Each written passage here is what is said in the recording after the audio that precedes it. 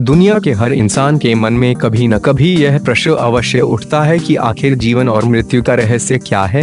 आखिर यह मृत्यु है क्या? आखिर क्या होता है मरने के बाद? आत्मा की उत्पत्ति ईश्वर के आध्यात्मिक लोकों में हुई है। यह भौतिक जगत से श्रेष्ठ है।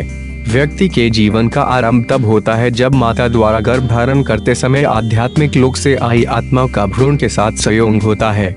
लेकिन यह संबंध भौतिक नहीं होता। आत्मा न तो शरीर में प्रवेश करती है, न ही इसे छोड़ती है और न ही कोई जगह घेरती है। आत्मा भौतिक जगत की वस्तु नहीं है तथा इसका शरीर के साथ संबंध वैसा ही होता है जैसा प्रकाश का उस दर्पण के साथ जो इसे प्रतिबिंबित करता है। दर्पण में दिखाई देने वाला प्रकाश उसके अंदर न होकर एक बाहरी स्रोत से आता है। इसी प्रकार आत्मा शरीर के अंदर नहीं होती। शरीर और आत्मा के बीच एक विशेष संबंध होता है। दोनों के सहयोग से मानव का सृजन होता है। इन दोनों के बीच बहुत विशेष संबंध होता है। यह संबंध केवल एक नाशवान जीवन की अवधि तक ही सीमित रहता है। जब यह संबंध समाप्त हो जाता है तो दोनों अपने उद्गम स्थान को वापस चले जाते हैं, अर्थात शरीर धूल जगत में और आत्मा ईश्वर के आध्यात्मिक लोकों में। आत्मा का शरीर से अलग होना मृत्यु होती है। आत्मा शरीर से पृथक होने के बाद अनंत काल तक प्रगति करती रहती है। ईश्वरीय अवतार बहाउल्लाह कहते हैं, तुम इस सत्य को जानो कि शरीर से अलग होने पर भी आत्मा तब तक प्रगति करती जाएगी जब तक वह परमात्मा से एक ऐसी अवस्था में मिलन को प्राप्त नहीं हो लेती जिसे सदियों की क्रांतियां और दुनिया के परिवर्तन और सहयोग भी नहीं बदल सकते। यह तब तक अमर रहेगी जब तक प्रभु का साम्राज्य, उसकी सार्वभौमिकता और उसकी शक्ति है। यह प्रभु के चिन्हों और गुणों को प्रकट करेगी और उसकी प्रेमयी कृपा के आशीषों का संवहन करेगी। गीता के उपदेशों में भगवान श्री कृष्ण ने कहा है, नैनं छिन्दन्ति शस्त्राणि नैनं दहति पावक कहकर कृष्ण ने आत्मा को अजर, अमर, नित्य और अविनाशी बताया है। बहाउल्लाह कहते हैं, तुम यह जानो कि प्रत्येक समझदार व्यक्ति अगर सदैव पवित्र और निर्दोष बना रहा है तो इन शब्दों को अवश्य ही याद रखेगा, सत्य ही हम ईश्वर के हैं और उसे ही समर्पित हो जाएंगे।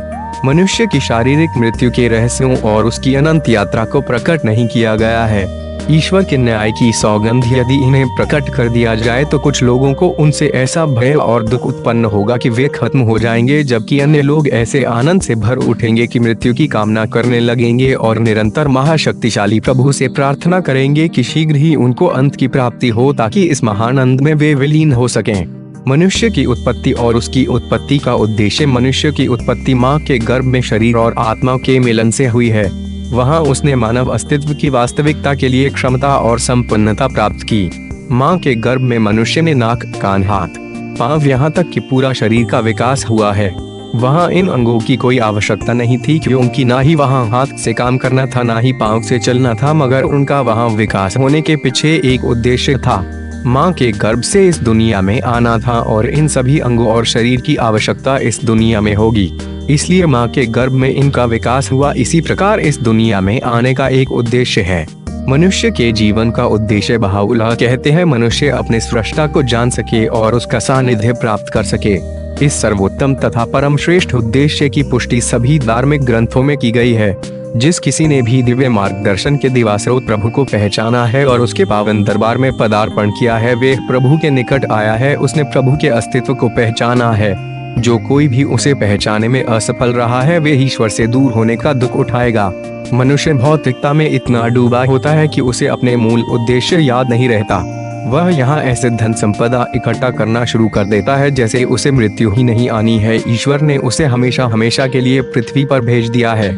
शरीर के लिए मनुष्य बहुत कुछ करता है, जैसे बीमार हो जाए तो अच्छे से अच्छे डॉक्टर को दिखाना, गंदा हो जाए तो अच्छे से अच्छे साबुन शैम्पू से नहाना, दांतों के लिए बढ़िया से बढ़िया टूथपेस्ट और ब्रश का उपयोग करना आदि है। मगर मनुष्य यह भूल जाता है कि उसकी आत्मा भी है जिसका भी उसे ख्याल रखना चाहिए, जो कि अजर, अमर है। आत्मा का भोजन है प्रार्थना।